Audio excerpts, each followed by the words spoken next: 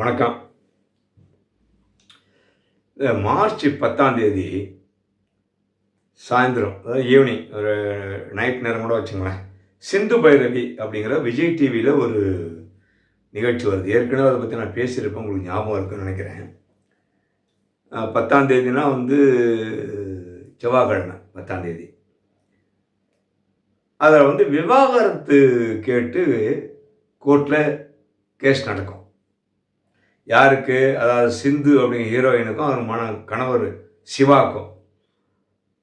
நாம் அதை பற்றி மட்டும்தான் பேச போகிறோம். அந்த டைவர்ஸ் கேஸை பற்றி மட்டும், வேறு விஷயம்லாம் பேச போகிறதில்ல. இவங்க என்ன அப்ளை பண்ணுறாங்க, கோர்ட்டில் அப்ளை பண்ணுறாங்க. எப்போவுமே போக்சோ கோர்ட்டு அப்படின்னு தனியாக இருக்கும், நர்காட்டிக்கல் பியூரோ போதை தடுப்பு பிரிவுக்கு அது தனியாக இருக்கும், மகளிர் நீதிமன்றம் அது தனியாக இருக்கும். அந்த மாதிரி விவாகரத்துக்கும் தனி நீதிமன்றம் இருக்கும். அதை ஒரு செஷன்ஸ் லெவல்லையோ இல்லை ஒரு சப்கோர்ட்லேயோ இல்லை அடிஷ்னல் செஷன்ஸ் கோர்ட்லேயோ நடக்குன்னு வச்சுங்களேன். ஆனால் இது பியூர் சிவில் வழக்கு, கிரிமினல் வழக்கு இல்லை. நல்லா ஞாபகம் வச்சுக்கோங்க, இது பியூர் சிவில் வழக்கு. விவாகரத்து என்பது ஒரு கணவனுக்கும் மனைவிக்கும் உள்ள விவகாரம், பிரச்சனை.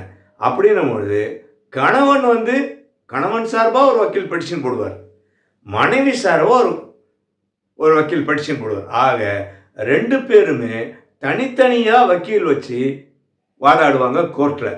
இதுதான் இந்த விவாகரத்து கேஸு.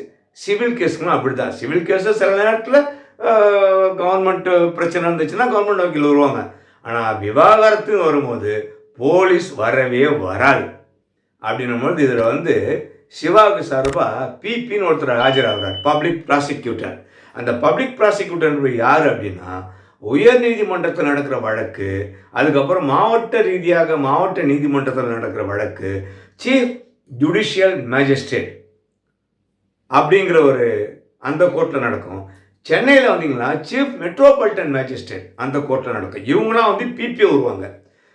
அதே மாதிரி இவங்க அரசு வக்கீல். அதே மாதிரி ஏபிபின்னு வருவாங்க, அரசு உதவி வழக்கறிஞர். அவங்களாம் என்ன பண்ணுவாங்க, நடுவர், அதாவது தாம்பரம் நடுவர் நீதிமன்றம் அப்படின்வாங்க. நடுவர் அப்படின்னா மேஜிஸ்ட்ரேட் அர்த்தம். சென்னைக்கு வந்துட்டுனா மெட்ரோபாலிட்டன் மேஜிஸ்ட்ரேட், பெருநகர நடுவர் இப்படின்னு இருக்கும். இதெல்லாம் ஏபிபி ஆஜராகுவாங்க. இப்படி இருக்கும்போது இந்த விவாகரத்து வழக்கில் பிபி வரவே முடியாது. அதுக்கு கவர்மெண்ட்டுக்கு சம்மந்தமே கிடையாது. இப்படி ஒரு முட்டாள்தனமான ஒரு சீனை அந்த டைரக்டர் வச்சிருக்காரு. அதுக்கப்புறம் நல்லா தெரிஞ்சுங்க, இந்த வழக்கில் வேடிக்கை பார்த்துட்டு இருக்கும்போது அவங்க பெரியம்மா எழுந்து பேசுவாங்க, அப்படி இல்லைங்க விவகாரத்து வேணுங்க. அப்படிலாம் நீதிமன்றத்தில் பேச முடியாது, நாட் அலவுட். யாராவது ஏதாவது பேசணும் சொல்லணும் அப்படின்னா ஏற்கனவே வக்கீல் மூலமாக மனு கொடுத்து சம்மன் கொடுத்து தான் பேச முடியும். ஏன் சொல்கிறேன்னா, இதெல்லாம் நீங்கள் தொலைக்காட்சியை பார்த்தோம், சினிமாவை பார்த்தோம் நம்புறீங்க. அது ஒரு பொழுதுபோக்கு காட்சி, பொழுதுபோக்கு விஷயங்கள் அதெல்லாம். ஆனால் அதையே நீங்கள் நம்புறீங்க அப்படின்னும்போது நம்பகத்தனமாக இருக்கணும். அந்த காட்சியும் டைலாகும் எல்லாமே செயற்கை, எல்லாம் டுபாக்கோர். ஒரு சீன் வைக்கிறேன்னா அந்த ரியாலிட்டி இருக்கணும், நிஜமாகவே இருக்கணும்.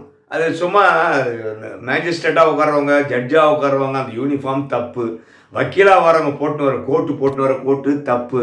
இதெல்லாம் அறிவாளிகளை பக்கத்தில் வச்சுக்கணும், விஷயம் தெரிஞ்சவங்களை பக்கத்தில் வச்சுக்கணும்.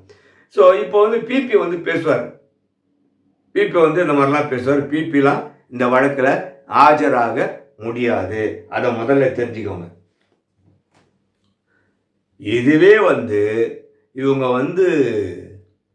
கிரிமினல் கேஸாக போடுறாங்க, அதாவது வரதட்சணை கேட்டு வழக்கு தொடுக்கிறாங்க அப்படின்னா யார் பற்றி மனுதாரரோ, பெண் தரப்பில் தானே சொல்லுவாங்க, கணவர் தரப்பில் கம்ப்ளைண்ட் கொடுப்பாங்க, வரதட்சணை கேட்டு எனக்கு கொடுமைப்படுத்துகிறாங்க அப்படின்னு.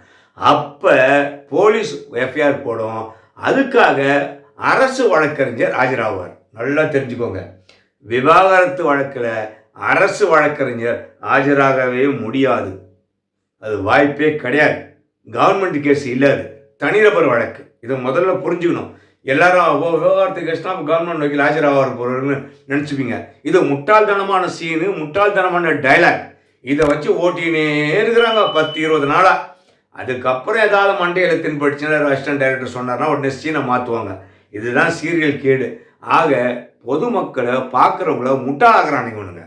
நீங்கள் உண்மையான விஷயத்தை பேசுங்க. வக்கீல்லாம் எப்படி இருக்கணும், போலீஸ்னால் எப்படி இருக்கும், அந்த யூனிஃபார்ம் எப்படி இருக்கும், அந்த யூனிஃபார்ம் கோடு எப்படி இருக்கணும், பாடி லாங்குவேஜ் எப்படி இருக்கணும், இதெல்லாம் ஒரு மண்ணாங்கட்டியும் தெரியல இந்த டிவி டைரக்டருங்களுக்கு. அந்த சிந்து பைரவி டைரக்டர் இல்லைன்னா ஒரு காது மணி அடிப்பேன் நான். முதல்ல விஷயத்தை தெரிஞ்சு பண்ணிக்க அப்படின்னு சொல்லுவேன். என்னடா அப்படி பேசுகிறேன்னு நினைக்காதீங்க. ஏன்னா நம்ம காசு கொடுத்து பார்க்குறோங்க. அதெல்லாம் கேபிள் டிவிக்காரங்களுக்கும் ஒய்ஃபைக்காரங்களுக்கும் காசு கொடுத்து பார்க்குறோம். அப்படின்னு ஒரு தப்பான விஷயத்தை சொல்லக்கூடாதுல்ல. யாராவது கேட்டுன்னு தெரிஞ்சுக்கின்னு பேசணும். இந்த மாதிரியான மடத்தனமான காட்சிகள்லாம் இந்த தொலைக்காட்சியில் வருது அப்படிங்கிற போது அதாவது சில நேரத்தில் என் கண்ணில் பட்டுடுது. ஏன்னா நம்ம தொடர்ந்து டிவி பார்க்குறது இல்லை. அதனால் சில நேரத்தில் பார்க்கும்போது பட்டுடுதுன்னா ஒன்றுங்களும் பட்டுன்னு பேச வேண்டியதாகிடுது எனக்கு. ஸோ நீங்கள் புரிஞ்சுக்கணும் இல்லையா, இப்படி தான் போல இருக்குது, போலீஸ்னால் இப்படி தான் போல இருக்குது அப்படின்னு நீங்கள் ஒரு வச்சுப்பீங்க. தப்பு. சினிமாவில் வர போலீஸ் கிடையாது, டிவியில் வர போலீஸ் கிடையாது. அவங்களுடைய நடை உடை பாவனை எல்லாமே வேற மாதிரி இருக்கும். இவங்க கேனத்தனமாக எடுப்பாங்க. அதெல்லாம் நம்ம எதையுமே பொருட்படுத்தாதீங்க. இது தவறான விஷயம். டைரக்டர் திருந்தி டயலாகையும் சீனையும் கிரியேட் பண்ணி மக்களுக்கு ஒழுக்கமாக கொடுங்க. நன்றி, வணக்கம்.